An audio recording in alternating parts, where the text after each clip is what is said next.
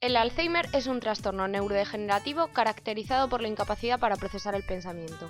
Esta enfermedad se ha convertido en un gran reto para nuestra sociedad, ya que cada vez son más las personas afectadas, y por ello la Organización Mundial de la Salud la ha considerado una prioridad de salud pública.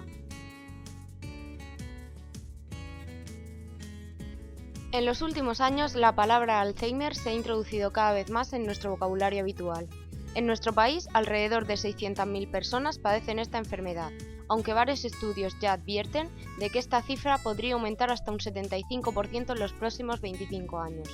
Por todo ello, es importante el conocimiento y la concienciación, porque, a pesar de todo, ¿conocemos realmente el alcance de esta enfermedad? Hoy hemos venido al Hospital Virgen de la Risaca de Murcia a hablar con la directora de la unidad de demencia. Los primeros síntomas de la enfermedad de Alzheimer suelen ser, no siempre, pero lo más frecuente, hablamos de lo más frecuente, son pérdidas de memoria. Y esas pérdidas de memoria tienen que ser progresivas, que el paciente tenga un funcionamiento previo normal y veamos que eso se va perdiendo y que este problema que tiene el paciente, generalmente en el área de la memoria, le impida realizar las actividades de la vida diaria. ¿Cómo suele ser la evolución del paciente hasta que llega a esta etapa final? Cada paciente es un mundo, porque cada cerebro es absolutamente diferente. No hay dos cerebros iguales en el mundo, ni siquiera. Los gemelos son parecidos, pero no son exactamente iguales, ¿no? Hay enfermedades, hay enfermos que yo he tenido aquí pacientes que han durado 15 años la enfermedad, incluso 17, ¿no? Y depende de la biología, de las características biológicas del paciente, de los cuidados que tenga, de su afectividad, de todo este tipo de cosas. Los pacientes que tienen trastornos de conducta, la depresión es un trastorno de conducta, ¿no? Entra dentro, o que tienen síntomas psicóticos, que hacen síntomas psicóticos muy al principio, esos pacientes tienen una evolución más corta que aquellos pacientes que no tienen este tipo de problemas, o aquellos pacientes que son más mayores, que han empezado más mayores y que tienen más problemas de salud previos, tiene una insuficiencia cardíaca, o un paciente que es muy hipertenso, o que se tiene que poner insulina, son pacientes que obviamente la enfermedad va a ser más corta. De hecho, cuando a uno le diagnostican, a una persona se le diagnostica demencia, ya solo por el hecho de diagnosticarle demencia, su esperanza de vida disminuye alrededor de entre 4 y 5 años. Eso ya de entrada, ¿no? Luego añadimos más factores. No solo influyen los factores biológicos, también existen otros aspectos que pueden influir en el desarrollo de la enfermedad. También la evolución varía de manera muy, muy notoria cuando tenemos un paciente con un nivel educativo alto, a diferencia de uno con nivel educativo bajo. La evolución de la enfermedad es diferente. El nivel educativo alto provee al cerebro de una mayor reserva funcional porque está más conectado, ¿no? El nivel cognitivo lo que hace es que conecta más áreas de nuestro cerebro. En eso se diferencian realmente unos cerebros de otros, en el número de conexiones y en qué áreas están conectadas o no. Entonces, la persona con nivel educativo alto tiene una gran conexión cerebral, ¿no? Y eso hace que aguante mucho, digamos, mucha carga lesional, muchas lesiones que determinan la enfermedad de Alzheimer, aguanta mucho. Ahora bien, cuando fracasa esa reserva funcional, cae. Es un paciente que cae en picado, se mantiene bastante bien y luego cae. Y la evolución última, la final, ese tiempo que es terrible, ese peor, suele ser muy corta. Ese es el patrón, diferente del paciente que tiene una reserva cognitiva baja, donde la caída va siendo mucho más lenta porque ha fracasado antes, digamos, va cayendo mucho más lenta y las fases de la enfermedad van siendo mucho más claramente definidas, ¿no? Y entonces, digamos que ahí lo vemos muy, muy claramente. En la actualidad, los centros de día suponen una gran ayuda a los familiares de estas personas, ya que suponen un apoyo fundamental, en muchos casos, en el desarrollo de la enfermedad. Nos hemos desplazado al municipio de Cejín, situado al noroeste de la región de Murcia, a visitar el centro de día Virgen de las Maravillas para conocer en qué consiste esta importante labor.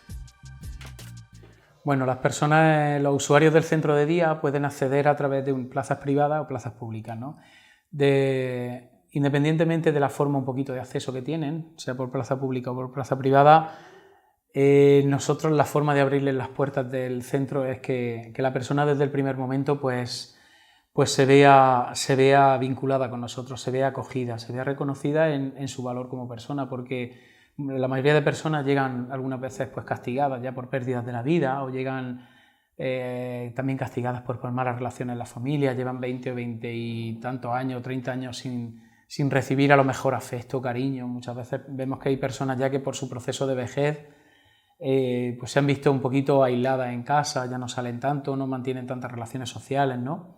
Y aquí lo que intentamos es que recuperen, que desempolven un poquito el polvo de su corazón y se vuelvan a sentir pues personas, ¿no? Desde el primer momento intentamos que tanto desde el punto de vista emocional como desde el punto de vista pues personal y de su historia personal pues se vean reconocidas y se vean integradas en el centro, ¿no?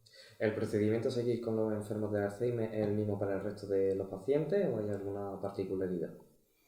Te agradezco mucho esa pregunta, porque lo que hemos descubierto es que detrás de un deterioro cognitivo, como supone una enfermedad como el Alzheimer, emocionalmente y vitalmente necesitan prácticamente las mismas herramientas de acogida que cualquier otra persona en la vida, ¿no?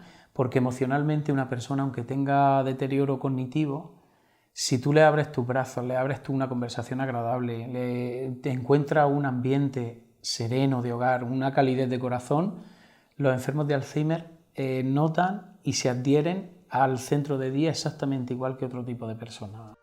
Este centro cuenta con personal de todo tipo para afrontar este desafío, entre los que encontramos enfermeros, psicólogos y fisioterapeutas. Además, se realizan numerosos talleres de motivación y entretenimiento para que a pesar de todo los pacientes no pierdan la alegría. ¿Qué dificultades se presenta día a día con pacientes con Alzheimer? El problema fundamental que nos encontramos en el centro es a la hora de tomar constantes vitales. Ten en cuenta que son personas que no saben cuando tú te acercas lo que les vas a hacer. Entonces siempre tenemos que jugar un poco con la complicidad, con la confianza, cuando hay que tomar cifras de tensión arterial o algo, la persona va a estar siempre un poco reacia porque no sabe en concreto lo que tú le vas a hacer. Entonces esa es principalmente la mayor dificultad que tenemos con ellos. Luego también cuando el Alzheimer está en un grado más avanzado, pues está muy dificultada la comunicación. Entonces a ellos también les cuesta trabajo decirme qué dolor tienen, si se encuentran bien, si no. Entonces jugamos aquí un poco con la intuición, con el adelantarnos a los acontecimientos, el ir un poco delante de lo que le puede ir ocurriendo al paciente por su propia enfermedad. La enfermedad de Alzheimer no solo afecta a los que la padecen, los familiares también sufren indirectamente esta dolencia en su vida diaria y por ello juegan un papel muy importante en su tratamiento y evolución. Cuando a su madre le dicen que tiene Alzheimer, vosotros, los familiares, tú, tus hermanos, ¿cómo lo afrontáis?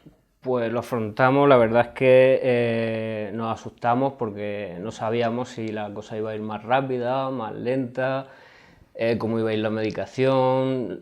Fue, yo qué sé, no como decirte que te dicen que tienes cáncer, pero sabíamos que esa enfermedad poco a poco pues iba a ir olvidando de nosotros y la verdad es que hasta el momento muy bien, porque la cosa va muy lenta y muy bien. ¿En qué medida ha condicionado vuestro día a día con diferencia? Bueno, eso sí ha condicionado porque es bastante dependiente y es como tener un bebé, no la puedes dejar sola. Cuando no está aquí, pues tiene que estar con nosotros y nada, pues se repite mucho, te pregunta mucho las cosas, te ríes mucho con ella también porque son cosas algunas veces graciosas y la verdad es que te condiciona bastante, te quita tu tiempo, pero bueno, ya te digo, es tu madre y la verdad es que no te cuesta trabajo. El mensaje para todas las personas es que debemos llevar una vida lo más sana posible en el sentido de quitar factores de riesgo como el tabaco, como el alcohol, la hipertensión, la diabetes, la obesidad, la vida sedentaria, el colesterol alto, tener unas buenas y sanas relaciones sociales, sanas, y luego pensar en positivo y no estar deprimido. Todo esto, que es lo que se llaman los estilos de vida, que han demostrado tener una influencia en retrasar la aparición de la enfermedad de Alzheimer, es algo que toda la población puede hacer. A pesar de las repercusiones del Alzheimer y de su rápido avance en nuestra sociedad, queda patente que siempre queda un hueco para la esperanza.